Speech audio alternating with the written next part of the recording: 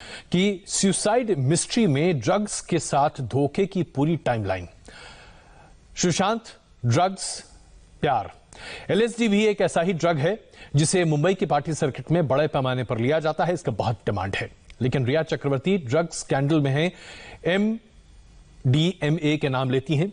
यह एक ऐसा ड्रग है जो आमतौर पर लोगों के होश और हवास तो उड़ाता ही है, लेकिन कई बार इस ड्रग का साइड इफेक्ट यह है कि आपको बहुत डिप्रेस कर देता है, क्योंकि दरअसल इस ड्रग के बाद आपके भीतर मन की छुपी भावनाओं को बाहर निकलने का एक बड़ा जरिया मिल जाता है। बहुत सारे लोग दरअसल शराब के इस्तेमाल से ये सब सोचते हैं कि होता है, लेकिन MDMA एक ऐसा ड्रग कॉम्बिनेशन है जो साइकोसोमैट्रिक डिजीजेस के लिए इस्तेमाल किया जाता रहा है, लेकिन उसके गलत इस्तेमाल से आपके छिपे हुए डर, आपके भीतर की भावनाएं बाहर निकलकर आप पर हावी हो जाती हैं और उस वक्त आप बहुत कुछ कर सकते हैं।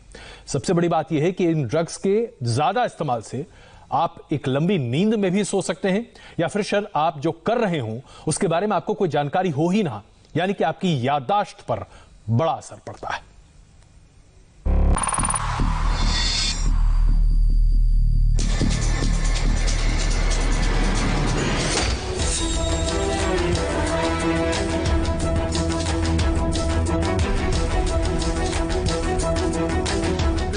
साथ सुशांत सिंह राजपूत का रोमानी रिश्ता सुसाइड के बाद से ही शक के घेरे में था। सुशांत के साथ रिया के प्रेम की पूरी टाइमलाइन मतलब इश्क का पर्याय बन चुकी थी। अब ड्रग्स की एंट्री के बाद पूरी कहानी LSD हो गई। LSD यानी लव, सुशांत और ड्रग्स। ये पूरी मिस्ट्री प्यार, नशा और धोखे की ऐसी कहानी बनती जा रही है जो आपने ना कभी सुनी होगी, ना ही किसी थ्रिलर फिल्म में देखी होगी।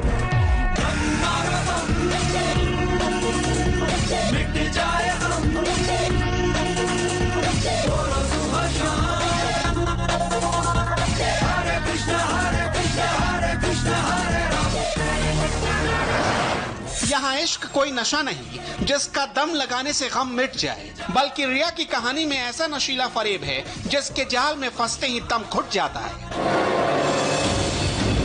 अब तक इस केस पे जो ब्यौरे मिल रहे हैं उससे इशारा तो मिल रहा है। हम आपको वो सारे इशारे दिखाएंगे जो सुशांत सिंह की सुसाइड मिस्ट्री में जांच को एक अलग ही ट्रैक पर ले गए।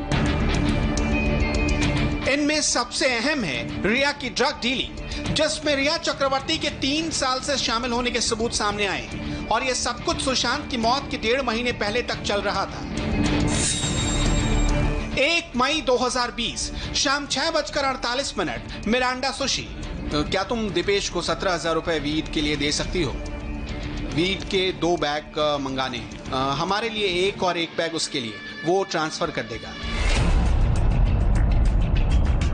रिया के इस ड्रग नेटवर्क में ये सुशी मिरांडा कौन है, और ये दीपेश भी क्या वही दीपेश सावंत है जो सुशांत के घर पर काम करता था? इसके अलावा वो ड्रग डीलर कौन था जिससे पूरे नेटवर्क को ड्रग सप्लाई होती थी? इसकी जांच अब CBI के साथ NCB यानी नार्कोटिक्स ब्यूरो करेगा, क्योंकि रिया के एक ड्रग नेटवर्क से सुसाइड मिस्ट्री के कई अहम सुराग मिले। उसमें सबसे बड़ा सुराग है पिता के FIR में आरोप सुशांत को ड्रग ओवरडोज दिया गया। रिया के व्हाट्सएप चैट से खुलासा, सुशांत की चाय में MD मिलाई जाती थी। सुशांत के साथ इस पूरी साजिश के सुराग समझने से पहले ये जान लीजिए ये MD क्या है। इसका पूरा नाम MDMA, जिसे पार्टी ड्रग भी कहते हैं। यह एक्सटेक्टोजेन की श्रेणी का एक सिंथेटिक ड्रग है जो शरीर में संवेदनशीलता और आनंद का भाव अचानक तेज कर देता है। इसके प्रभाव में आदमी उत्तेजित और ऊर्जावान महसूस करने लगता है। इसके साथ इंसान के अंदर एक मतिभ्रम की स्थिति भी बनती है जिसमें तनाव से मुक्ति का एहसास होता है। पार्टी सर्कल में से म्याऊ म्याऊ, क्रिस्टल और चाची के नाम से भी बेचा और खरीदा जाता है। इसकी डोज बढ़ाने से आदमी को नींद ज्यादा आती है। उनको देखते नहीं उसमें साइड इफेक्ट क्या है, बॉडी पे, उनके दिमाग पे, ये पूरा टोटली साइड इफेक्ट होता है। आदमी अपने होश ठिकाना में नहीं रहता है, तो ये चीजें आदमी ड्रग उसका इफेक्ट साइड इफेक्ट ज्यादा होता है। सुशांत की जिंदगी में ड्रग की ये पहेली समझने के लिए हम उसी टाइमलाइन का सहारा लेंगे जो रिया चक्रवर्ती के व्हाट्सएप चैट में दिखाई देता है। ड्रग डीलिंग से जुड़े ऐसे सारे चैट्स रिया ने डिलीट कर दिए थे। उसके शातिर दिमाग को पता था जांच शुरू होगी तो बात ड्रग तक पहुंचेगी, लेकिन ईडी ने रिया के मोबाइल से वो सारे चैट्स रिट्रीव कर लिए, यानी दोबारा हासिल कर लिए। इसमें से एक चैट की तारीख गौर करने लायक है। 25 नवंबर 2019। 4 ड्रॉप कॉफी, चाय या पानी में और उसे पी लेने दो। 30 से 40 मिनट दो, उसका असर दिखाई देगा।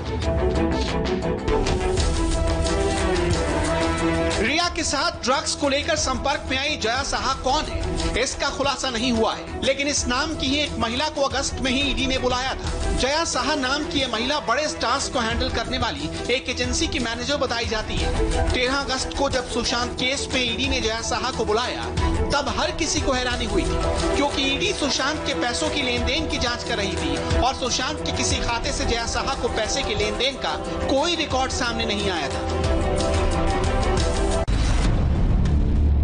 रिया के ड्रग कनेक्शन में जया साहा का नाम लगातार दिख रहा है। हम आपको बताते हैं उसकी पूरी टाइमलाइन। नवंबर 2019 के जो डिलीटेड चैट ईडी को मिले हैं, उसमें एक तारीख गौर करने लायक है। 25 नवंबर, जब जया ने रिया को ड्रग्स की 4 बूंदे चाय में देने की बात कही थी। उस दौरान रिया और सुशांत मुंबई के वाटरस्टोन रिजॉर्ट में रह रहे थे। जी हाँ, अंधेरी का वही 5 स्टार रिजॉर्ट जहां सुशांत के नाम से कमरा बुक था, जहां सुशांत की स्पिरिचुअल हीलिंग कराने का दावा कर रही थी रिया। लेकिन जया के साथ रिया के व्हाट्सएप चैट में उस वाटरस्टोन रिजॉर्ट का जिक्र कुछ ऐसे आया है। 25 नवंबर की शाम जया रिया को ड्रग्स डिमांड के बदले मैसेज करती है। 25 नवंबर 2019 शाम 4:55 जया का मैसेज। तुम्हारे लोग बहुत क्यूट हैं। मैं वाटरस्टोन पर CBD तेल भेज रही हूँ। फिर अगले 1 घंटे बाद जया रिया को मैसेज करती है। 25 नवंबर 2019 5:53 ऑफिस बॉय वाटरस्टोन पहुँच गया है। रिया का ड्रग्स से नाता सुशांत की जिंदगी में आने से पहले ही हो चुका था। अगर ईडी के रिट्रीव किए गए चैट्स के हवाले से देखें तो साल 2017 से ही, तब सुशांत से रिया का सिर्फ मिलना जुलना था, लेकिन रिया लगातार ड्रग डीलर्स के संपर्क में थी।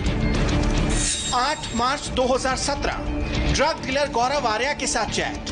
रिया गौरव के बीच सप्लाई को लेकर बातचीत। सुशांत के साथ लिव इन में रहने के बाद भी रिया का ड्रग डीलर गौरव आर्या के साथ संपर्क बना रहा।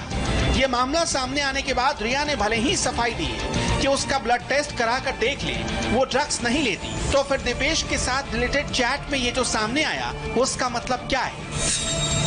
27 अप्रैल 2020 एक बैग 5,000 रुपए का मिल रहा है।